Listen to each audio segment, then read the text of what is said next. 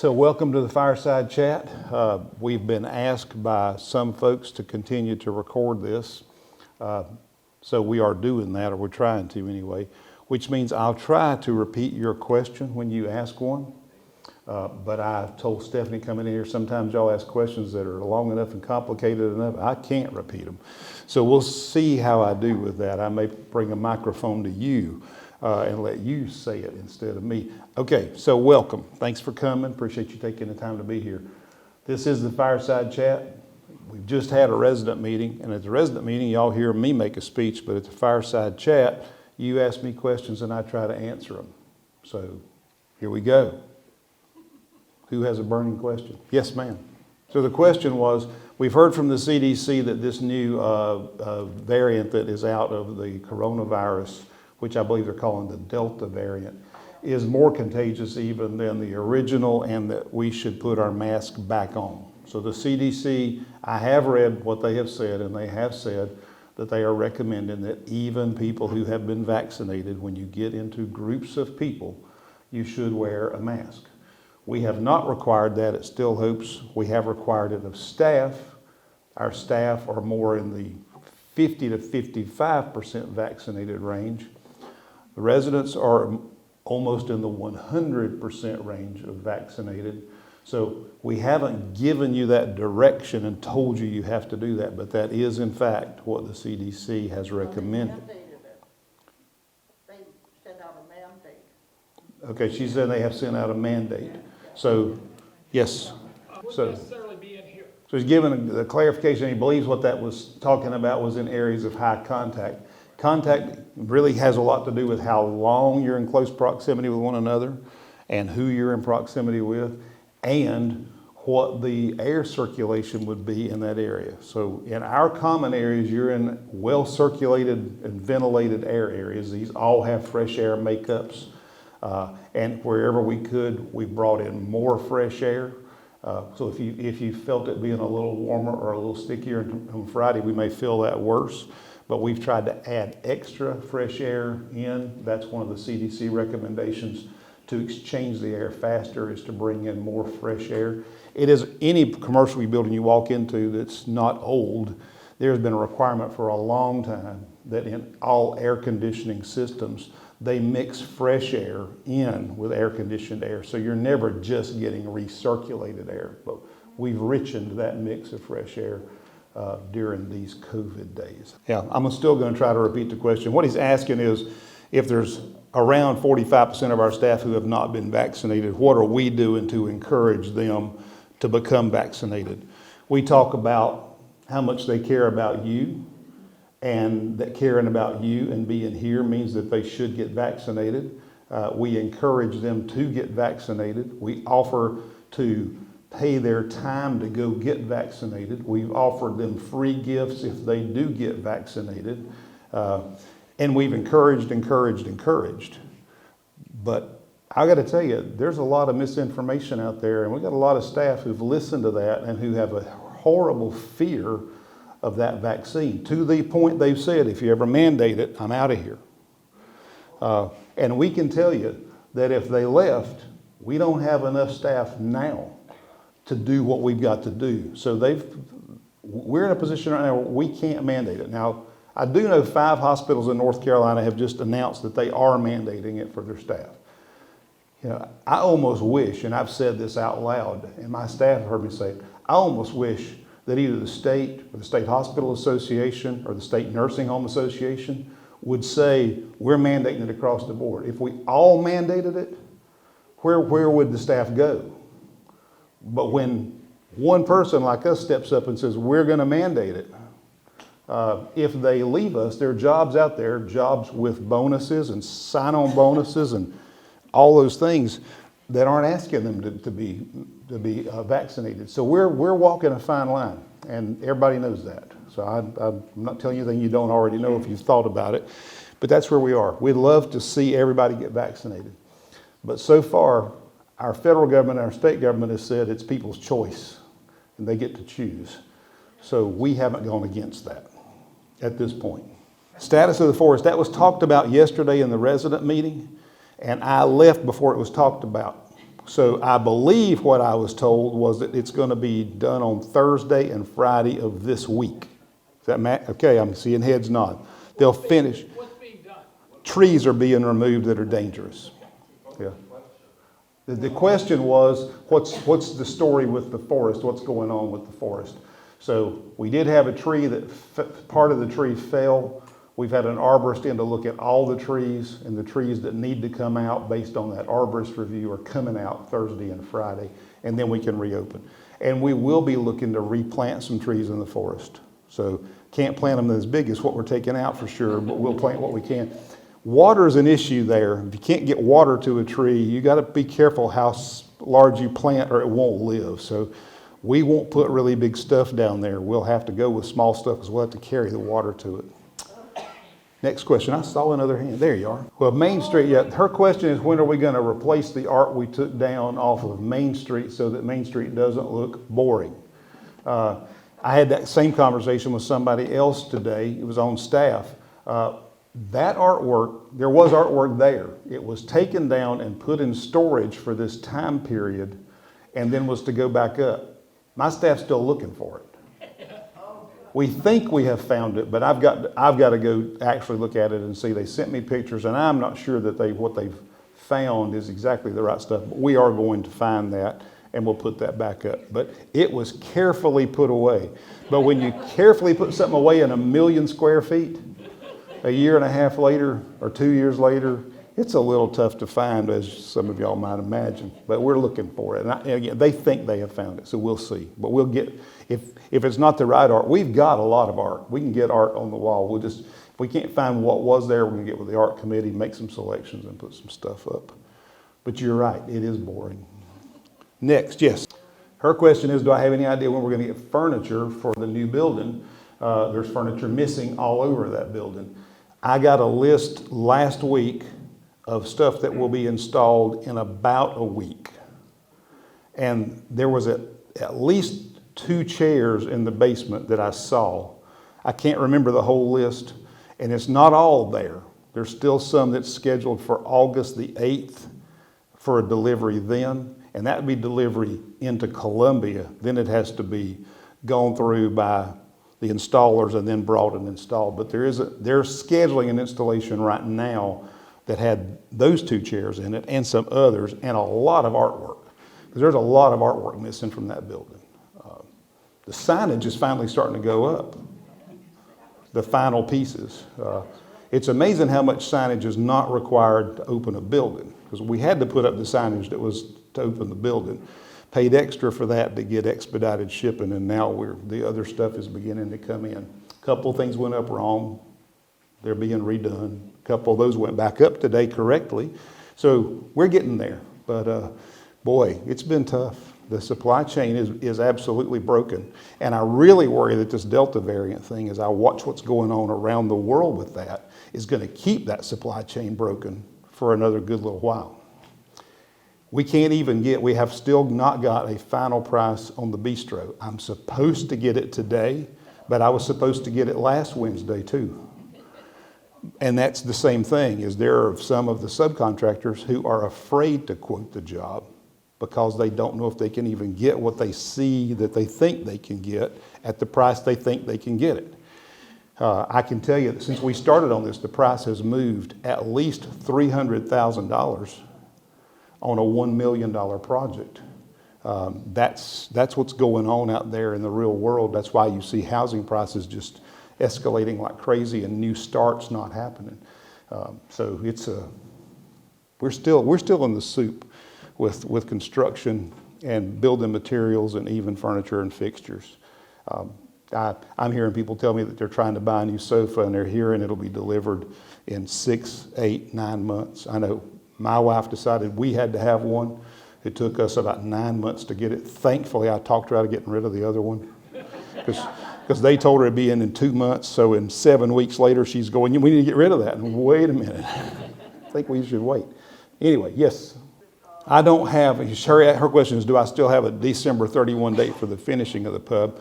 They're now about 4 weeks late on starting it, and I still don't have a final price. I asked that question when we met a week ago when I was supposed to get a final price and got a song and dance instead. And I believe, they didn't answer me directly, but I believe I heard between the lines that they'll never make December 31. And I would agree, they'll never make December 31. And what happens then? Isn't it something about federal funds or something? We've got that sorted out. Yes, it was about our bond funds, but we've got that sorted out.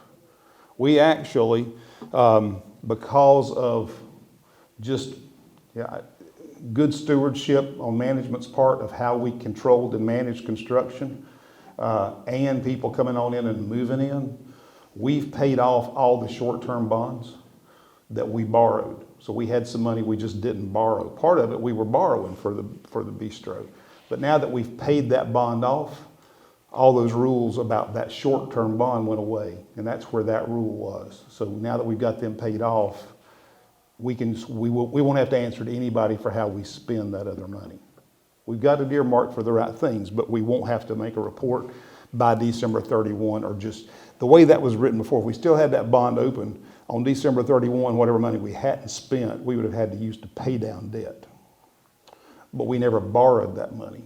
So we can use it to just do what we were going to do, and we won't have to use it to pay down debt because that debt's not there.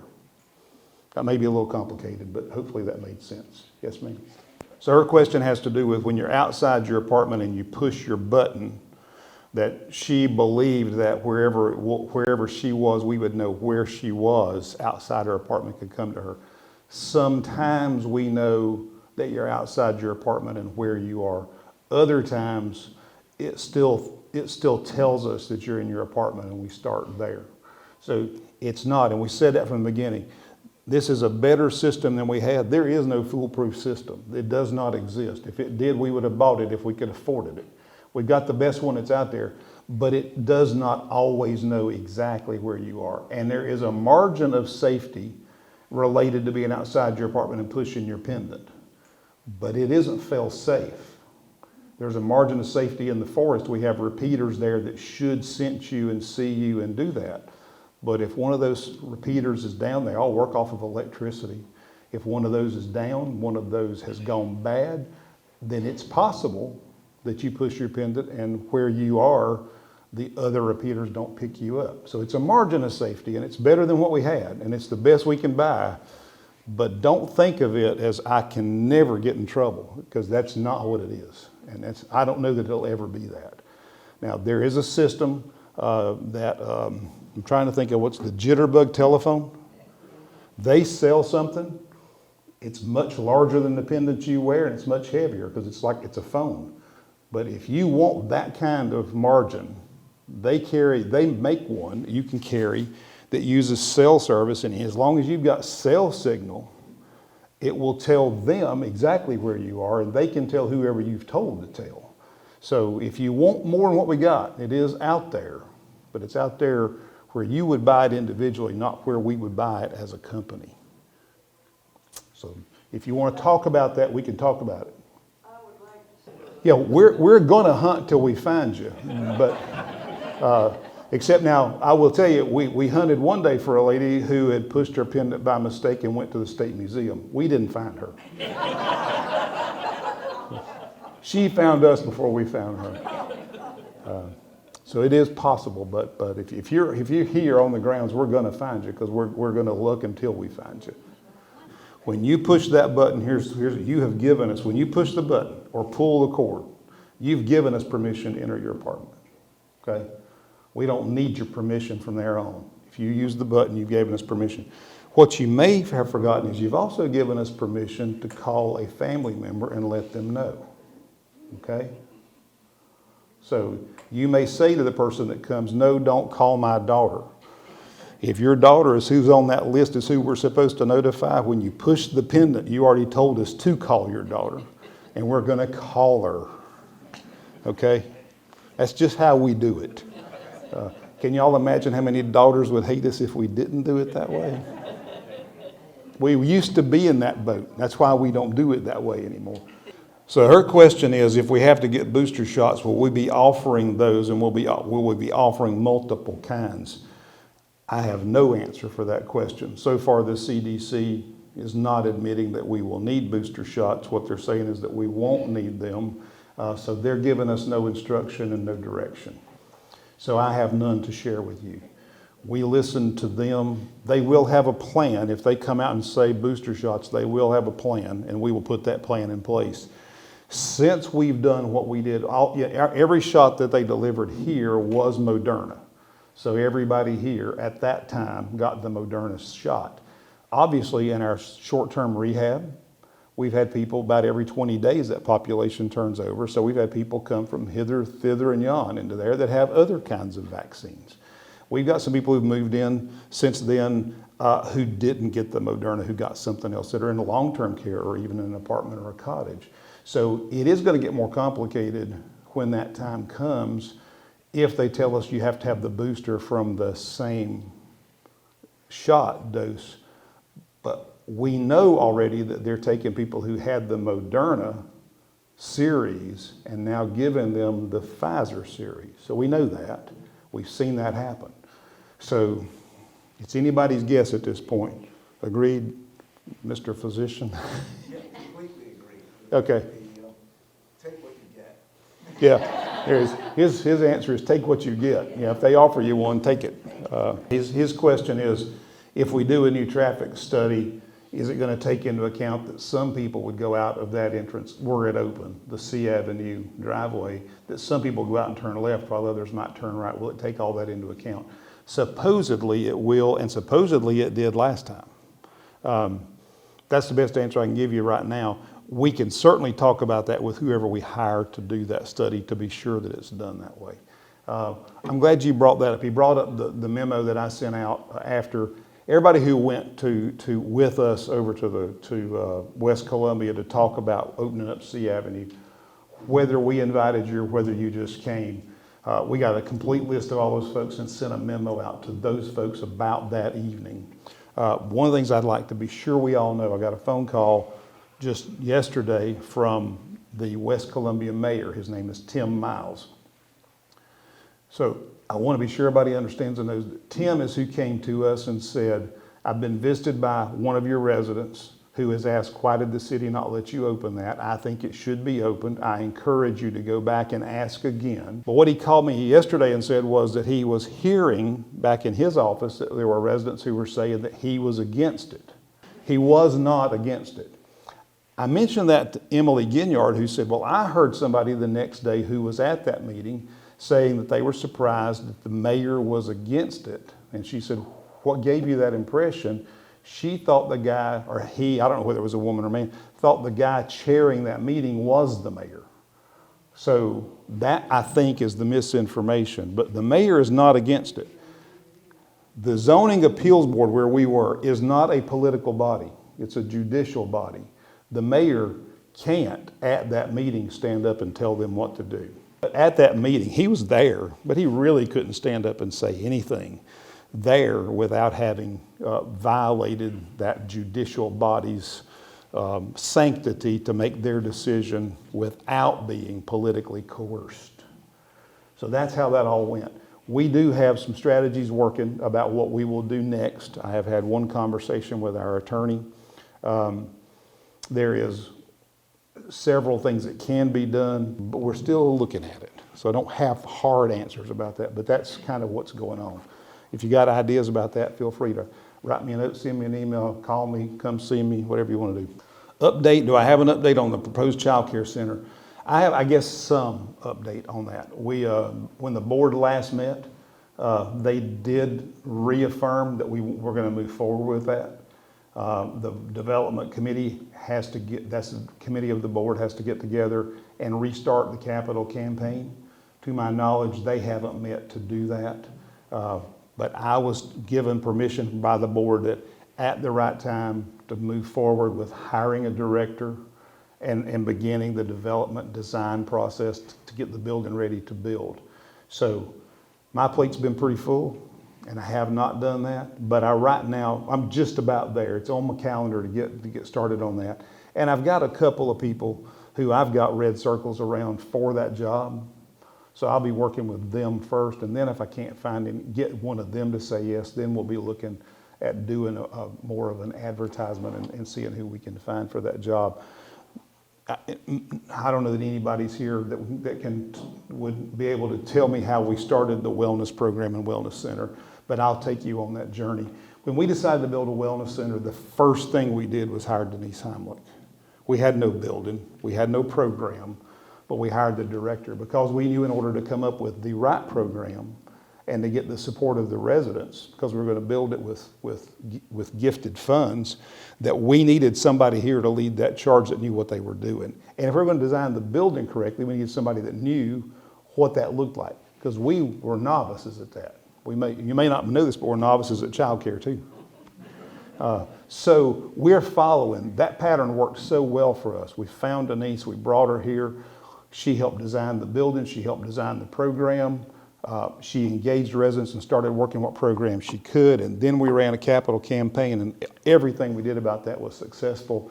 And you have a wellness center and program now that gets visited nationwide by retirement communities to see how we do it and how we did it.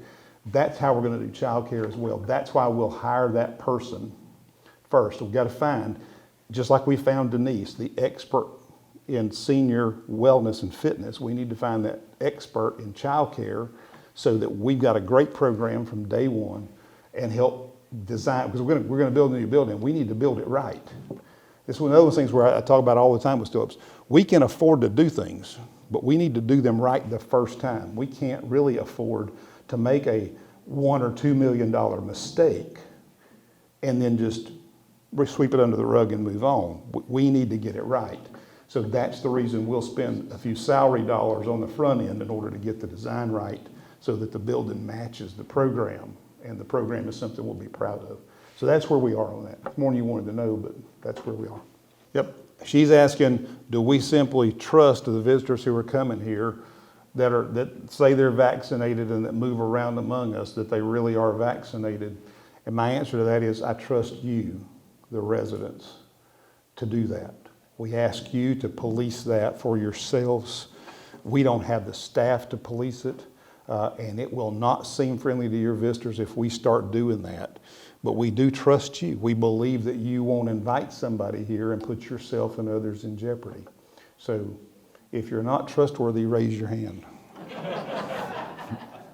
We'll change the rule for you. Okay, that is how we've done it. But the trust is not of the people coming in. We're trusting you who invite them in. If they're not invited, they're not coming in. Okay? Her question is, when a senior staff like Father Rich Crozier leaves, will we do a campus-wide celebration of his time among us? We will do that for Chaplain Crozier. We don't do that for everybody. We do retirements, but that's kind of what we do. But that's what Rich is doing also, and he's your chaplain. You know, he's special because of the position that he holds. But yes, we will do that. Somebody's got to get together and put that idea and plan together, and I haven't done anything about that yet. So that's a good reminder. You're also the second person today asked me that, so that's good reminders that I need to get somebody on that. I won't plan that. Okay? Y'all don't want me to plan a party, I promise. At the same time, is it allowable to the community that works with him regularly to also host a small something, or? It's certainly not irregular. I mean, there's no reason why, like his altar guild or that sort of thing, there's no reason why they can't do something. And if they want to talk to me and do something in concert with us being Still Hopes, that's great. That'd be actually probably the best thing I can think of, is if we could just do that together, so we could use Still Hopes' budget for that rather than your budget. So yeah, be glad to do that. And we will do something for him, and I hope you can come.